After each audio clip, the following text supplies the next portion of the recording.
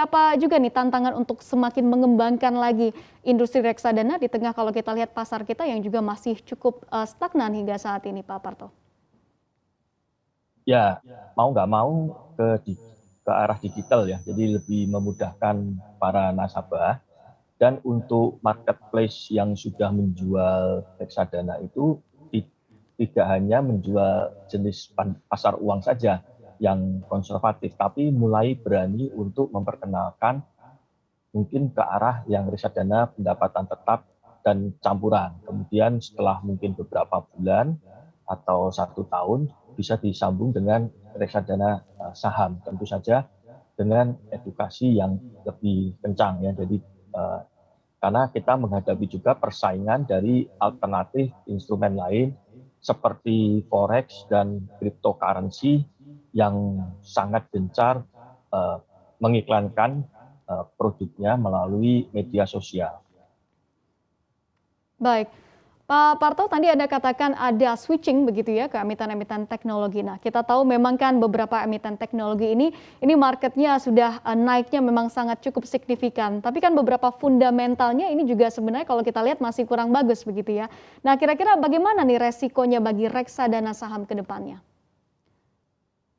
Ya, kalau kita lihat, saya pernah nulis juga di koran, sektor teknologi ini melonjaknya sangat fantastis ya, ratusan persen, bahkan pernah hampir mendekati 1000% untuk periode tertentu. Nah, cuman ternyata didominasi hanya oleh sekitar 3-4 saham saja. Ya, jadi sangat jomplang, banyak sekali saham-saham di sektor teknologi yang kecil dan tidak bergerak juga banyak.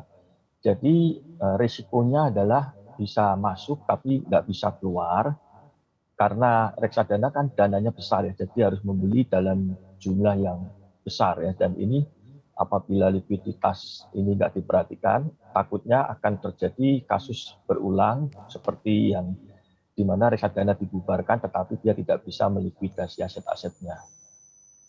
Baik, tadi Anda katakan juga ada switching kepada saham-saham atau emiten-emiten dari perbankan digital yang kita ketahui ini volatilitasnya sangat tinggi begitu ya. Menurut Anda apakah ini akan menambah nantinya resiko yang ada di industri reksadana?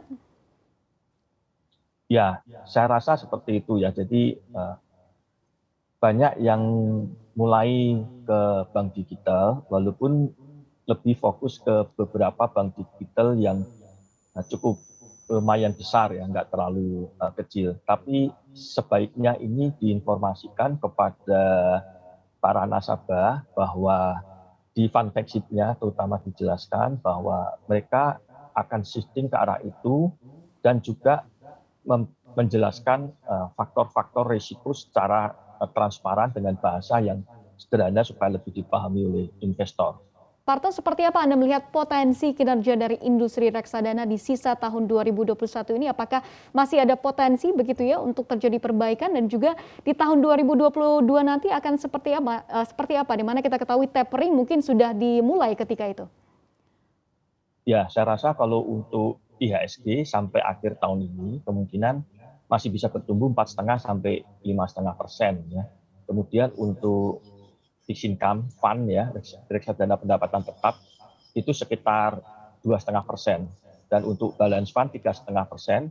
Sedangkan untuk indeks reksadana saham diperkirakan naik sekitar 5,4%. Nah, untuk tahun 2022 untuk IHSG sendiri kita perkirakan mungkin bisa naik 10% karena ada tapering ya. Sedangkan untuk pendapatan tetap itu indeks reksadana pendapatan tetap sekitar 3-4%, balance fund 5-7, dan indeks reksadana saham 8-9.